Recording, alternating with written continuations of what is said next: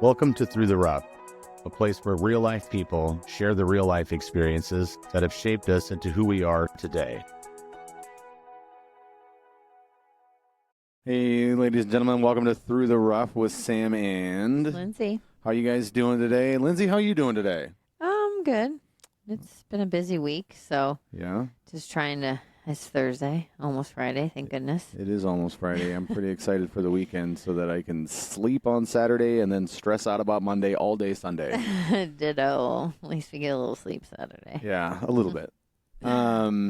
Today's episode, we're going to talk about trust and what trust is and how trust is broken and how trust is reclaimed and kind of where it starts and where it goes. And we might not touch everything, but we're going to try. You can see Ringo in the frame back there slinking past. Trust is a pretty, man, it's I want to say it's kind of all-encompassing, but it covers a lot of different things with people. Mm-hmm. And like in a person's life, you start to establish trust early in your life, early in your childhood, right? Yeah. You trust bond with your mom, your dad, so on and so forth. With your parents is kind of your first, I think, not aspect. Trying to think of the word of trust. Your first experience. Yeah, thank you. Yeah. I was blanking there for a second. Yeah, it's your first experience with trust is through your parents, I think. Yeah.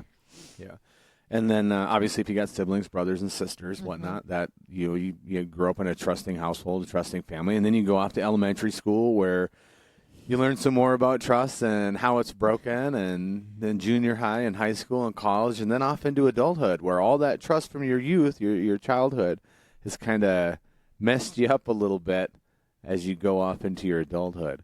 Yeah. And I say youth as in, I mean, unless you're been in college for 12 years, you're still technically kind of a kid, aren't you? I mean, 21, 22, 23, 24, you're still kind of figuring it out. You got a long way to go. And I'm sure you've got trust issues of some sort at that age. Mm-hmm. There's a good possibility. Yeah. Unfortunately. If someone's trust was messed with as a kid, well, that came out fun. If someone's trust was messed with, if someone's trust was messed with as a kid, how does it affect them as an adult?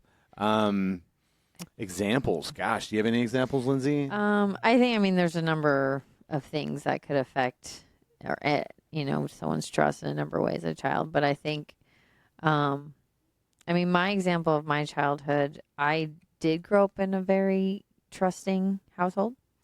And so a lot of my trust things were kind of later as I got a little bit older. But I think, obviously your trust of your parents, if you have parents that, don't take care of you, a child who might be neglected, that could cause a lot of really early on trust because they're the people that are supposed to be there to support you.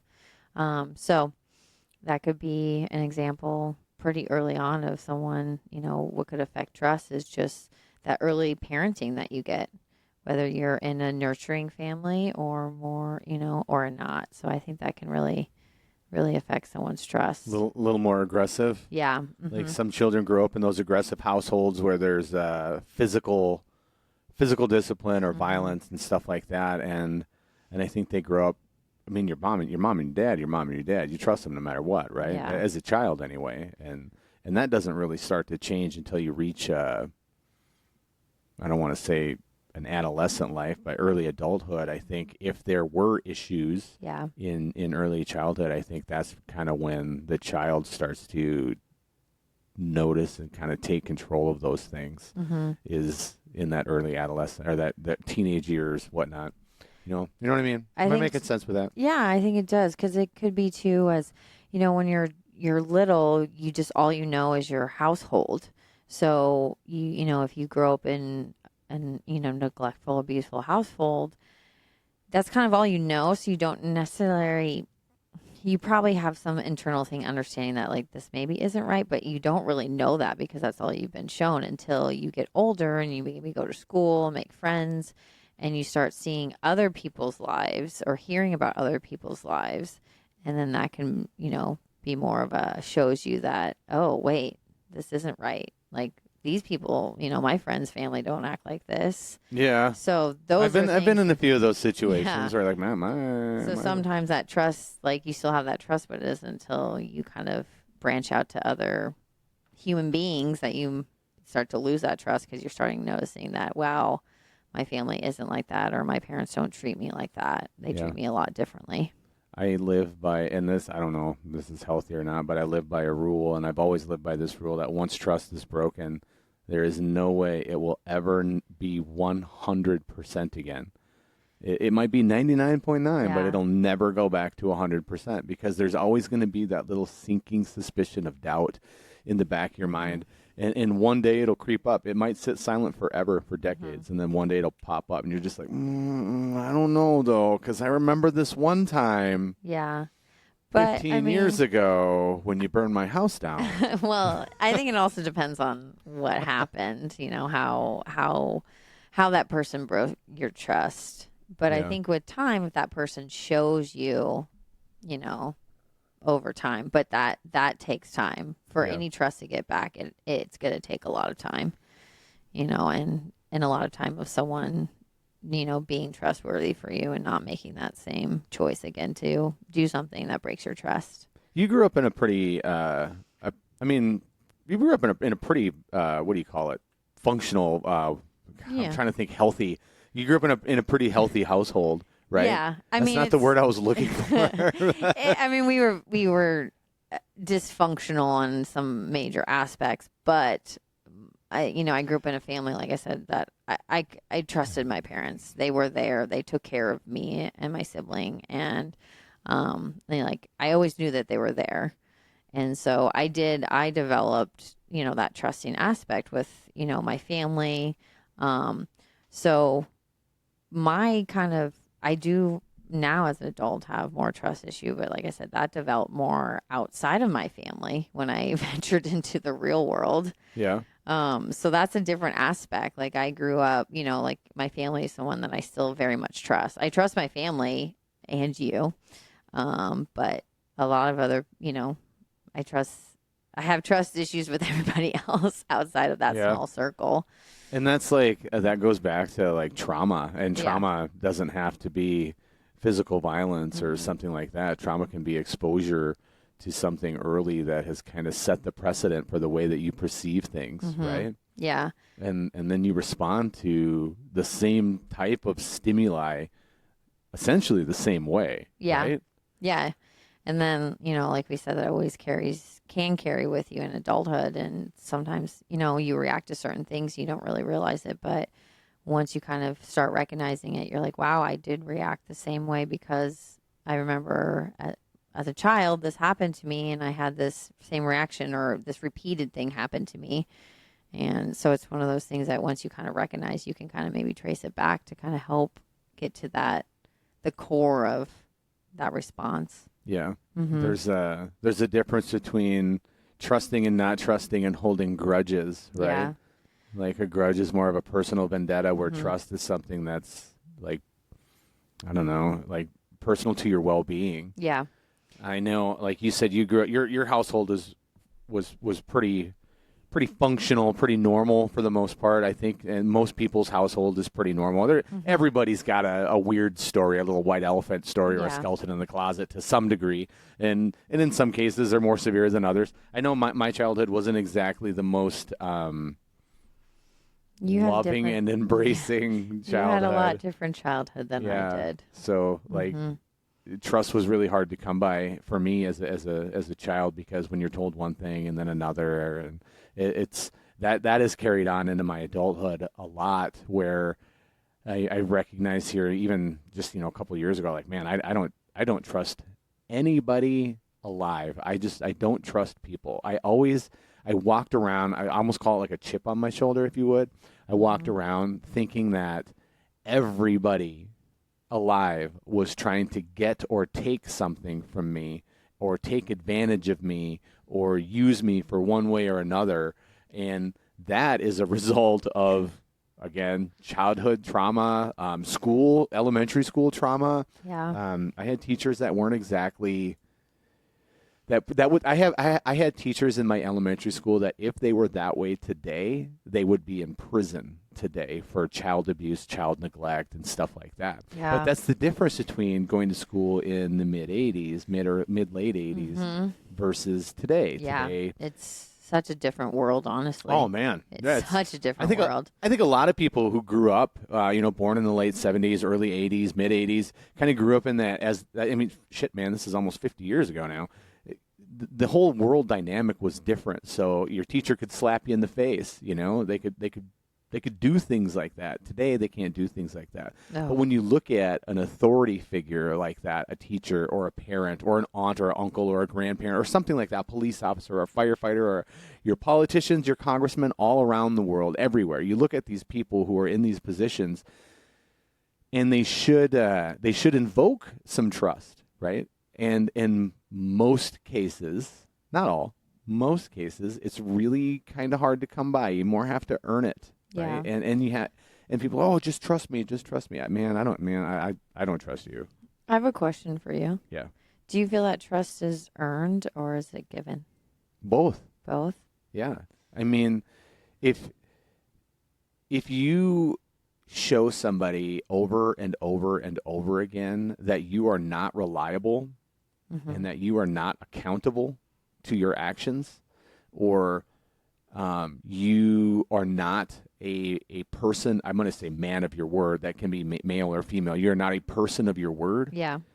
then that, it starts out, you start to question that person's integrity. Yeah. And that's true. and then the first time, you might let it slide. Like, yeah, they burned me pretty bad, but they were going through a pretty rough situation. And then they burn you again, and you're like, okay, second time, I get it, life's tough. And then the third time, you're like, what the shit, man? And then the fourth and fifth time, you're like, all right, I'm done. I'm Yeah. the idiot here.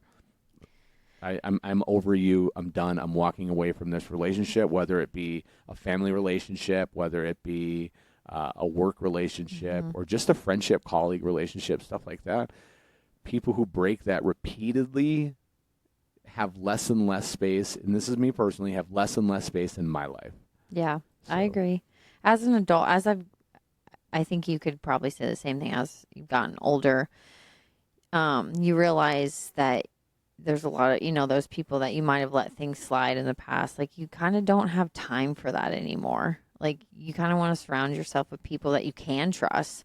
So I think as an adult, your circle does get smaller in that aspect. Oh, yeah. And so sometimes you do have to, walk away from relationships or people or situations that you used to kind of, be all in. But after a while, when that trust starts going, you realize this is not going to benefit me or help me in any way. Yeah. So sometimes you do have to walk away. And a lot of times that's hard. Like, It is hard. In some cases, like, let's say it's a friendship. Yeah. Right. And you've been friends with this person for, well, son of a bitch. This is actually a pretty personal story for you. You've been friends with this person for 10, 15 years, and that person betrays your trust multiple times, and then you have to walk away, and it's a friendship, but it's almost like getting a divorce. Like, Yeah. it is emotionally, that's Yeah. a lot of weight to carry around. There's a grieving period, a recovery period, and you just don't really want to talk to anybody else. And you feel like you lost, I mean, because you did in some cases, you lost your best friend. Yeah. You lost your other half, right? And then, like, where do you go? Where do you go from there, Lindsay? That's the thing, is that you kind of you realize,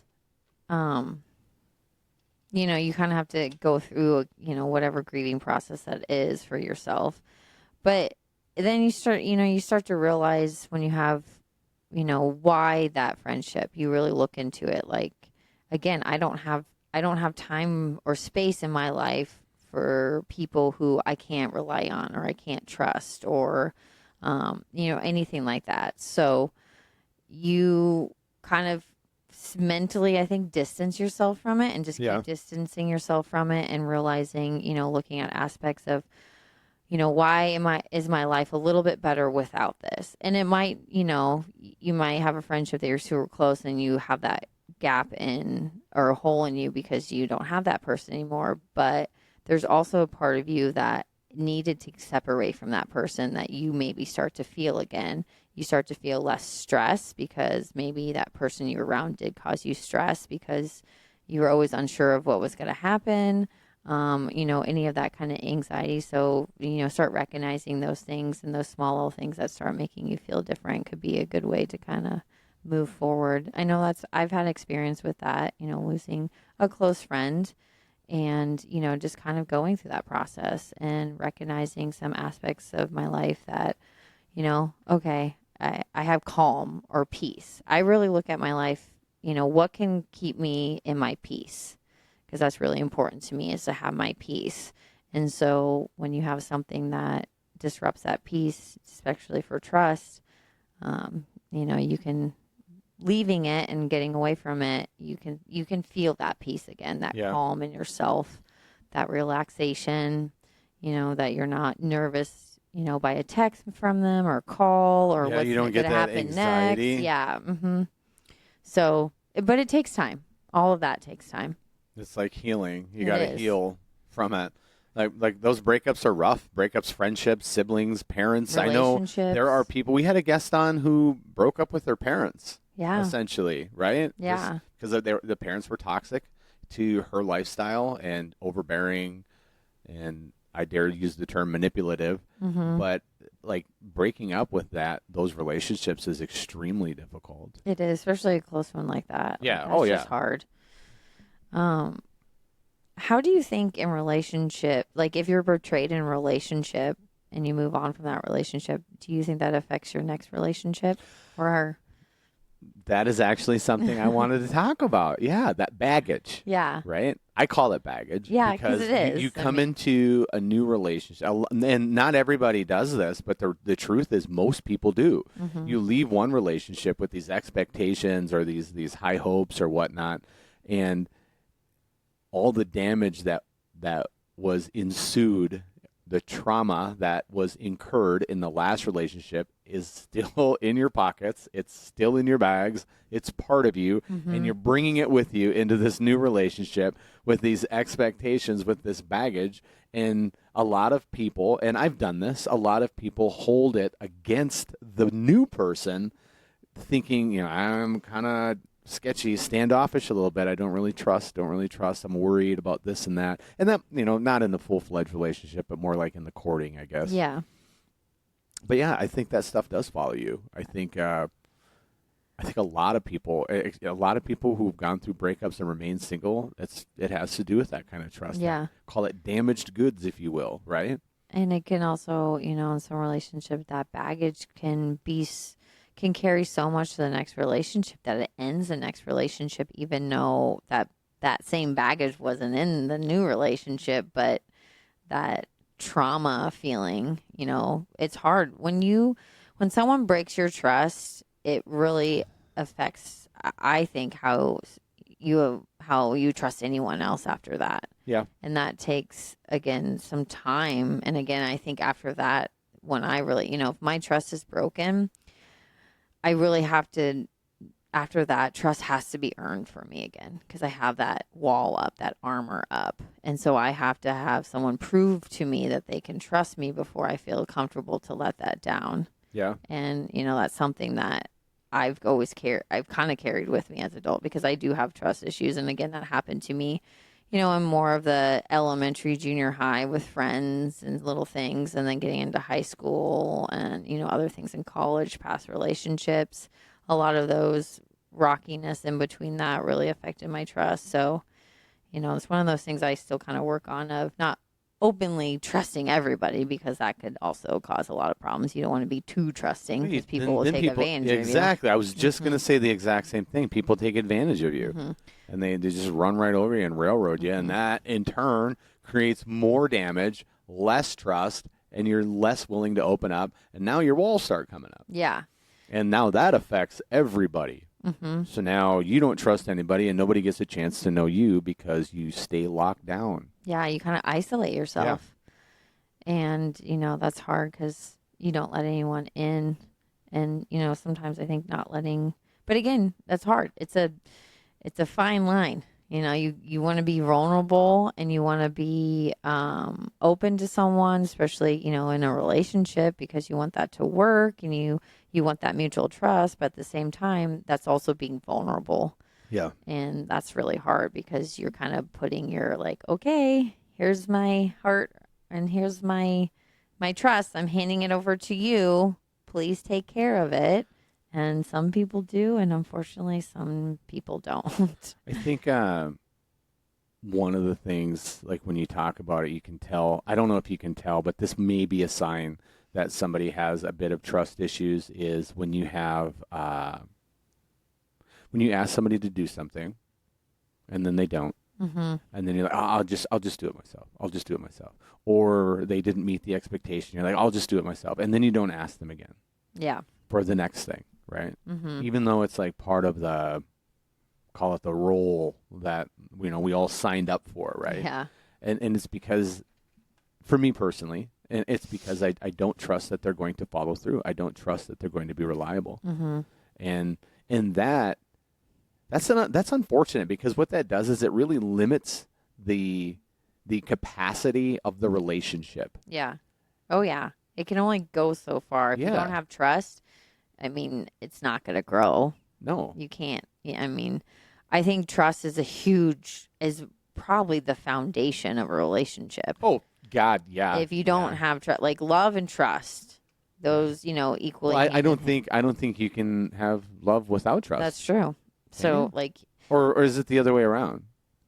I don't know. You tell us. I don't know. Like, Leave a comment. Let us know. Is it love or is it trust? Which comes first, the chicken or the egg? We want to know. Because, I mean, shit, it's a good topic. It is. Trust is a tough thing, man. You trust the stoplight. You trust the neighbors to not let their dog poop in your driveway, or not so much in your driveway, but in your lawn, your front yard.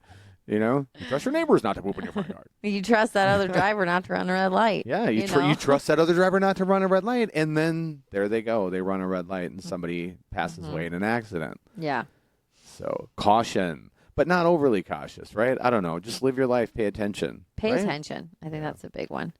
And, you talked about with, I think, trust and accountability. That's another way of losing trust in someone is showing when someone isn't accountable, like you were saying. Oh, yeah. You ask someone to do something, they say they would, and they don't. And repeatedly, they're not being accountable. And then, okay, I say then because I'm getting ahead of myself. When you get a person in that situation, and then they sort of retaliate against you, or they become aggressive when confronted, or not necessarily confronted sounds so aggressive, but and even challenged might sound aggressive, but when it's pointed out or when it's brought to the attention, like, hey, why didn't this happen, or why didn't this happen? Yeah. Oh, okay. Well, okay. Well, will you get it next time? Yeah. And then it doesn't happen. Well, how about next time? Yeah. Oh, yeah, I got it.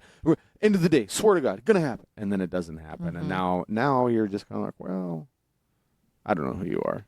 Yeah. I mean, like I said, you can't, if someone isn't accountable, I don't know how you can trust them. Yeah. Relationships wise, like intimate relationships. Like you and I mean, our relationship, is a huge amount of trust. I trust the shit out of you. Oh, yeah. I trust you with all aspects of my life, every aspect of my life. And, you and I both, we've had both past relationships where trust was broken. And so for you and I think a big thing that we both recognized coming into our relationship was because of our own past, that if this relationship was truly going to work, you and I had to be completely transparent. Yep. And honest with each other. 100% foundation of trust, and from the very get-go, absolutely no lying whatsoever. Yeah. Just, these are where I suck, and this is what I'm good at. Yeah. These are my bad habits. These are my good ones. Yeah. Take me as you will. Yeah. This is what I think is funny. I don't think that stuff's funny. This is my music. I don't like that stuff. Don't pretend. Didn't try to be what with you, I didn't try to be. Yeah. anything. We didn't put a show on for each other. No, I'm just like, because you kind of do. take it or leave it, man. I mean, there's, not everyone does, but it's common where, you get into a relationship. Yeah, where you want to impress that person. So you might be a little bit different, or, peacock, like you said. Flashy. And then once you kind of get that person and get in the relationship, eventually you kind of you change, and that The- person's like, you're different. You're like, well, no, this is the actual. You're not the real person me. I married. I'm Well, like, actually, I'm the same person you married. I was just bullshitting you the Yeah. first 5 years. And now I'm sick of keeping up that act, and now you see that I'm an asshole. yeah. So, And I mean, that's hard because, you hope when you get into a relation that someone isn't doing that the person that they're presenting to you is actually themselves. that's why I think you should date for 53 years before you get married. That way, Then you're you and sure. I wouldn't be married. That way, you're sure. You're locked in. We jumped the gun. My parents, we jumped the gun. So kind of with that. So my parents got married young. They're pretty young when they got married. And the one advice they always gave to me and my sibling was, don't get married young. And Yeah. they were an example of it. And they're still married. They've been married 51 years. But they always said, don't get married young. Like, you need to wait. And, me and my sibling actually both waited till we were in our 30s to get married. And, for me, I learned more about myself in my 30s than my 20s. And so I think, that was one thing, just waiting. That kind of helped a little bit too. Till I was more mature myself, Yeah. understanding You were- myself more. I mean, because I was in that glass, you were pretty mature. I was going to say something smart ass, but you were very mature. Yeah, I try to be. definitely. Speaking of young versus old, married and trust, do you think it's easier to trust when you're younger or it's easier to trust when you're older? For my own example, for myself, I think I was more trusting when I was younger. To Well, be I mean, honest. you weren't burned as many times. Yeah, you didn't right? have that experience. But then again, now when you're older, let's say you're like 85 years old, you kind of know through wisdom and experience. And you're like, But then you have aspects. Think about, okay, this might be squirreling, but you talked about someone who was older in like their 80s. But you also hear about, elderly abuse, like people.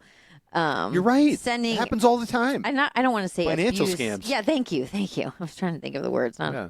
abuse, but that kind of. And That's so, still abuse. Financial scams is abuse. and they're trusting of that, whatever they're seeing. So I don't know. Does it at a certain point when you get older, you kind of revert back? Yeah, I was just going to wonder like, what happens and- in a person's life. Like when you reach a certain age, suddenly common sense goes out the window and gullibility comes in. Mm-hmm. Like when does that happen? I don't know. And that's why you get these crooks, these phone crooks, these scammers, and they know these vulnerable elderly people are overly trusting because they use, these scammers and stuff use fear tactics and pressure tactics and shit like that, and it just scares people. Mm-hmm. And they're like, well, they said it was this, and they said the police were going to come and confiscate my house and my dog. Oh. I had to pay them $50,000 in PlayStation gift cards. The police are really weird. Don't trust those guys. No, please Don't trust that one that's going around about your a ticket for your car. I got that one Yeah. actually multiple times this week. Do you trust the police? Yes and no. Yeah, some, Yeah. one or two. I think it depends on the situation because Yeah. there are good police officers. Yeah. Like there are a good police officer who doing good, trying to do the right thing, trying to make a difference in the world. And then you have some that are Not so much. good at all. Yeah. But I wouldn't necessarily put it all in the police because I think in every kind of career aspect but you have that. Like a doctor, you have some amazing doctors, and then you have some doctors who do some really horrible things. Yes, you do. So And that's another thing. They're in this position, and I don't want to call it authority. Like a police officer is a position of authority. A doctor's not. They're a doctor. but the doctor, But a doctor can't walk into a courtroom and start pointing around and make things happen. Nobody's going to listen to yeah, him. but They're going to be like, go take that not- guy's appendix out and then sit down in the corner and be quiet. Or I I'm guess gonna okay. put So you in. I live in a different world. So in my world, doctors do have in your authority. hospital, Yeah. in the hospital itself, it's not even really authority. Like a doctor can't fire you. They can bitch about you until the company lets you go, but a well. doctor themselves can't fire you. Yeah, but they can make it happen. But it's not him or her. It's you see what I mean? So Yeah. the title itself, like they're a leading practitioner. Is that what I don't know if I'm using the right words. Am I using the right words? Practitioner is Yeah. a word. Doctor, physician, practitioner, they're all the same.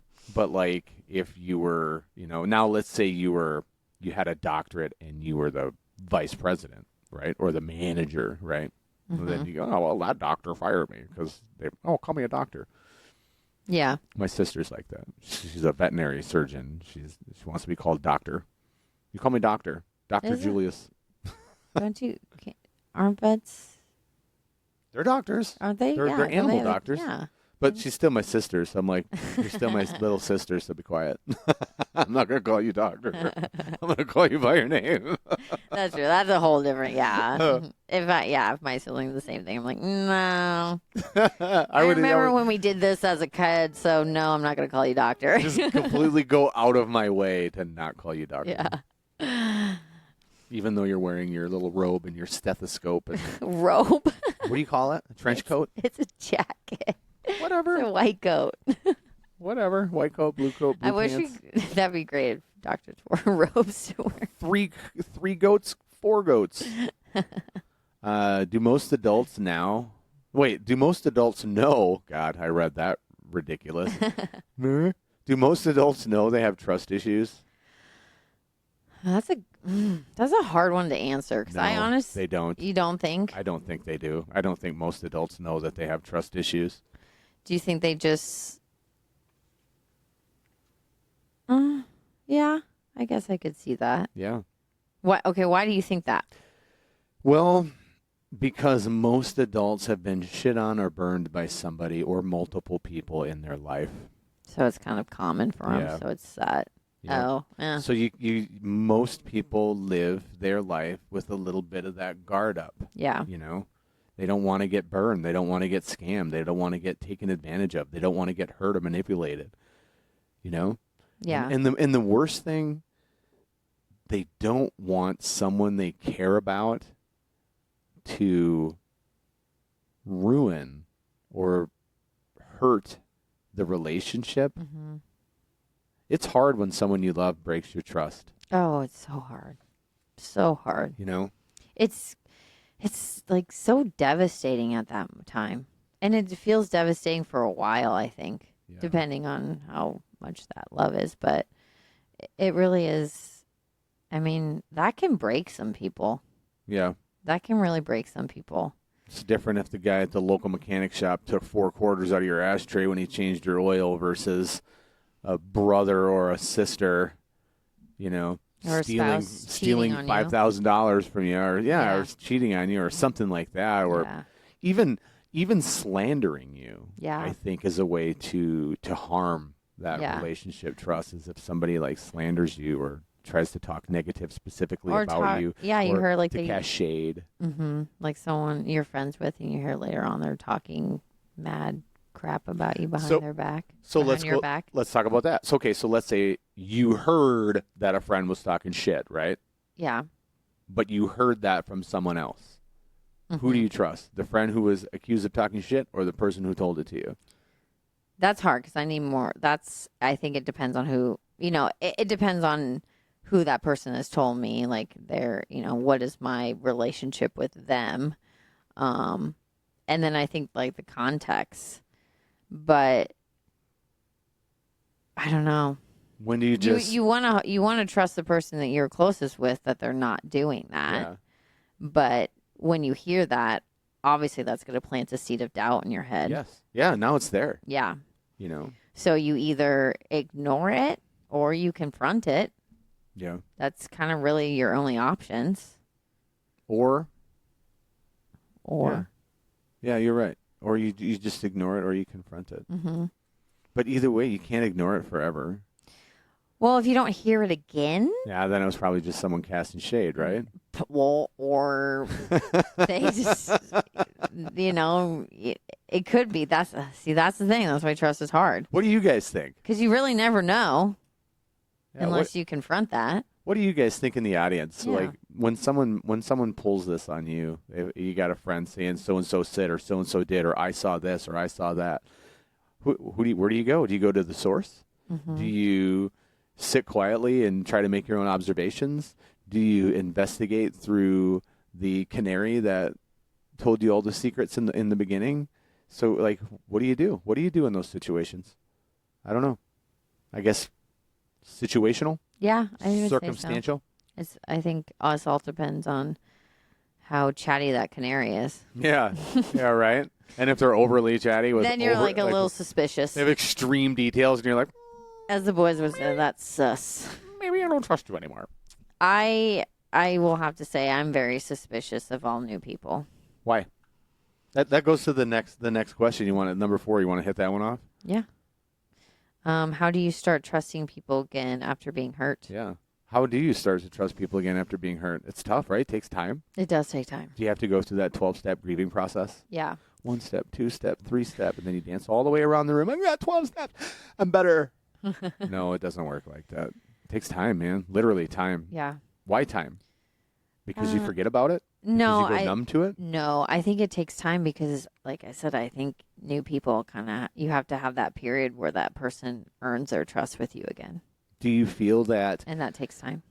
There's God, I'm yawning. I'm tired. It's been a long day. Do you feel that maybe? Ringo's whining at me. He wants to be pet. He's eyeballing me right now. Do you feel? God, I forgot what I was going to say, Lindsay. Like I said, with time, like I do think it takes time to get trust back. For most people, I think. I mean, we can't speak for everybody, but I think once your trust is broken like that, trying to mend it again with others, it just takes that time. It takes, maybe little things, when you meet someone new, just little things that you can do to see if you can trust that person. When do you realize being guarded isn't your true personality? It's just a defense system. Yeah, I put my walls up. I got my walls up. Nobody's getting in here. I got my walls up. That's not your personality. That's you defending yourself from some sort of a trauma that somebody broke your trust back in the day. Somebody did something back in the day that's got you throwing these guards up right away. Is it hard to reflect back on that? How do you reflect back on that? Should you reflect back on that? I think you should. Well, yeah, I think reflecting. I think reflecting back on a lot of things is always a good. But don't live in the past. No. Yeah, like reflect on it to help you grow forward, and that might mean just like taking that time to recognize, reflecting back. Okay, and maybe that's a conversation in your head that person who did this to me is not the same person that I'm with right now or talking to or whatever the situation is, and trying to really maybe take that time to separate that it's not the same person that I'm, that did break my trust. And maybe that takes a dialogue in your head or reminding yourself frequently that, okay, that person isn't that other person that broke my trust. Yeah. And maybe I need to give them a chance because so far they really haven't done anything to break my trust. Yeah. But do you think Bob Haircut Karens have trust issues? Yeah. Yeah. I think so. Road rage people have trust issues? Road rage people have trust issues. Explain how your thought process with I don't know. one. It's not really a thought process. I'm just asking. I was going to ask like five more things. Do you think somebody convicted or somebody accused of a crime has trust issues? Do you think if you're the manager of a grocery store, do you think you might have a little trust issues? Or do you think you just willy-nilly? I think it depends on that person, situation, what they've been through. Yeah. Have they been through that rough of, getting their trust broken? Do you think everyone at some point gets their trust broken by somebody? Or do you think there's people out there who've been unscathed by that? Well, I mean, that's actually a good question, because having your trust broken versus forgive and forget. Yeah. So yeah, like when you say everybody, like I think of like nuns and all these people who are supposed to be really good, wholesome people. I don't know why I go straight to nuns. Every story I've heard about nuns is they slap your hands and they were really mean. But I've met some nuns who are awesome. There's the Jersey nuns. That's again, we're talking like that's long time ago. Yeah. But Jersey nuns. I don't know. I don't know if everybody's had their trust broken, but I imagine at some point in your life you do. I mean, at some point, it doesn't necessarily have to be a huge, big trust, but What do you do? What do you do when that happens? You know, do you give it another shot? Do you walk away? When do you walk away? that's another good question. When do you walk away? Yeah. Because I think a lot of people, there are still people who are in relationships where that person's broken their trust a million times and they're still in it. Yeah. So after a point, I was in a relationship where my trust was broken over and over and over again. And I eventually had to walk away, but it took a long time. It took a while for me to walk away still. Yeah. Why was it so hard to walk away? Because the trust wasn't like the person cheated on me, that kind of stuff. It was a whole, you know, I was in a relationship with an alcoholic. So the constant, you know, hiding his drinking and all of that kind of stuff. So that's where my trust went. So I stayed a lot longer because I was supporting this person to try to help them through this and maybe try to help them, you know, get better. And so I stayed for a very, you know, for a good amount of time to try to help that, even though my trust was broken over and over and over again. Yeah. Because I had that heart to just, you know, help that person if I could. And unfortunately, I couldn't. And it virtually got too much and I had to walk away. And it wasn't easy. That was really hard because, you know, that was a vulnerable situation for everybody.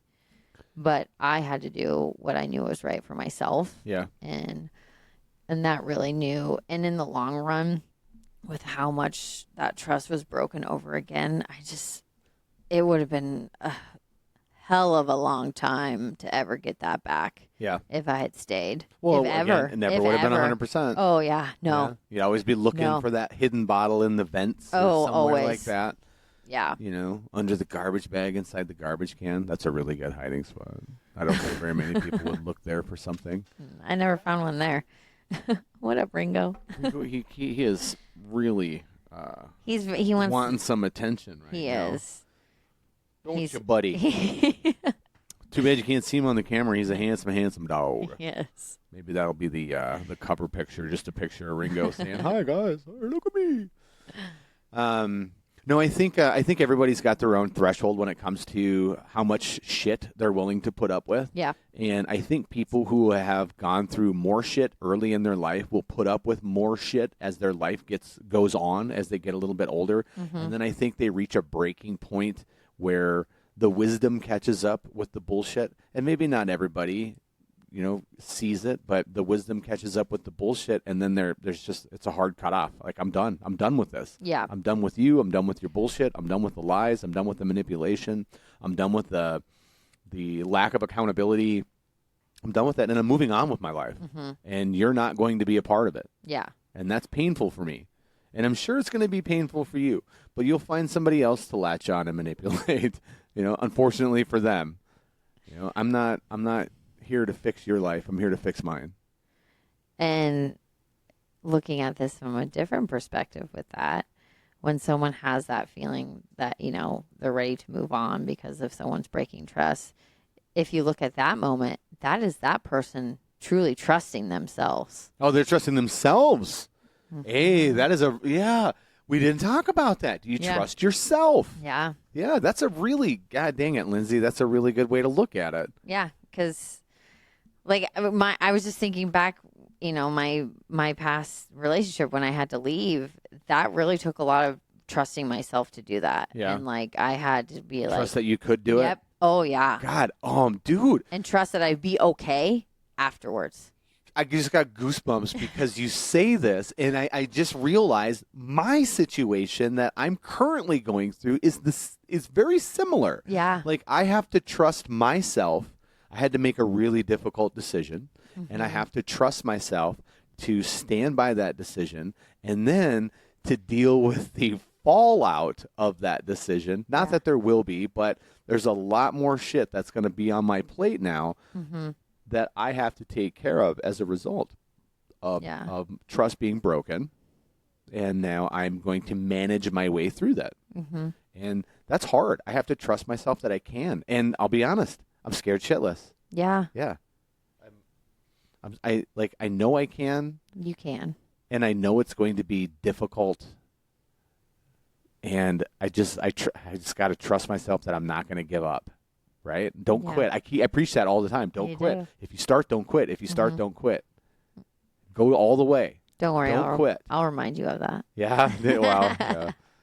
And that, and again, that goes back to trust. But it's hard. Like, that's another aspect, trusting yourself. A lot of people, I think a lot of people have their own trust issues with themselves. I agree. Mm-hmm. I really agree. And that goes with like self-doubt, Yeah. self-regulation. Oh, God, I have self-control. Yeah.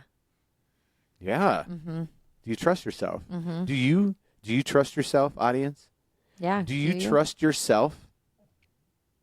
Do you trust anybody, everybody? Who don't you trust? Why don't you trust somebody?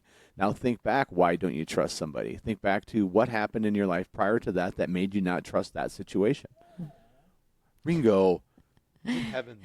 He's whining because he's not being pet. We are 46 minutes in, which brings us close to our wrap-up time, which we were only going to go about 45 minutes. But the episode's on trust, how trust can be earned, how trust can be broken, when it starts, when it goes away. And there's a lot more to talk about. This episode could go on for 3 or 4 hours if you really wanted to, without even sounding repetitive. But that being said, I want you, the audience, to think about some of the things that we talked about today. It was only a 46-minute episode, but trust, where did it start?